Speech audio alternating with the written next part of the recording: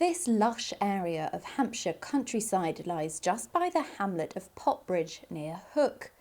But just 100 metres away sits a graveyard of old vehicles and rubbish. This is a quiet lane in a hamlet, and then suddenly you hit all these lorries.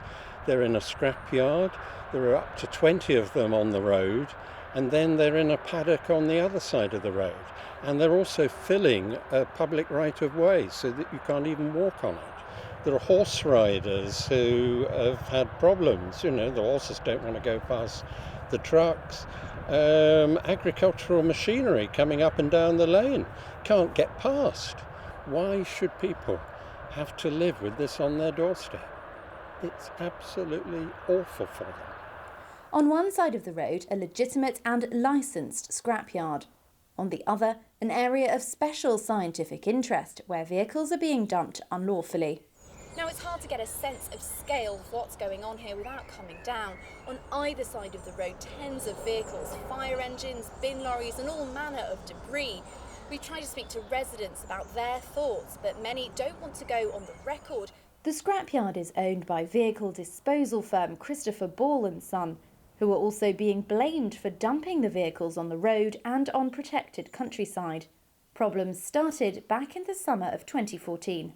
It starts off with one or two lorries and, there was planning enforcement action, then it goes quiet, and then suddenly, a couple of years ago, it really built up.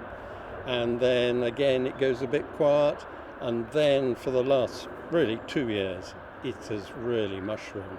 But what's happening is that it's a big business, but they're using the public highway, a public footpath, and then a site of special scientific interest to dump all the lorries.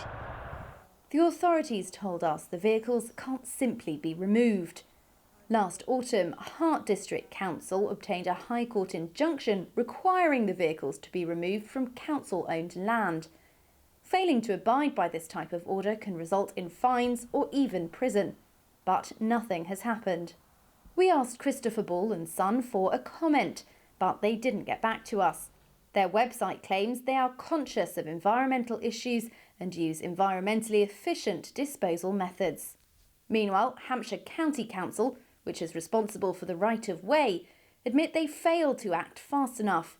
In a statement, they told us we fully recognise the impact this issue is having on the local area and that our response hasn't kept pace with the issue, particularly in light of recent escalations. We're stepping up our efforts to support partners. The authorities involved say they are now working together for a solution. The main thing is to stop what is going on at the moment, and the fight is on. There is other action going on, and that has to be confidential for the moment. But I can assure the residents that Hart Council is now working with Hampshire County Council and Natural England. They've both come on board and working very hard to serve the relevant legal notices on the owner to get some action to get him to stop what he's doing.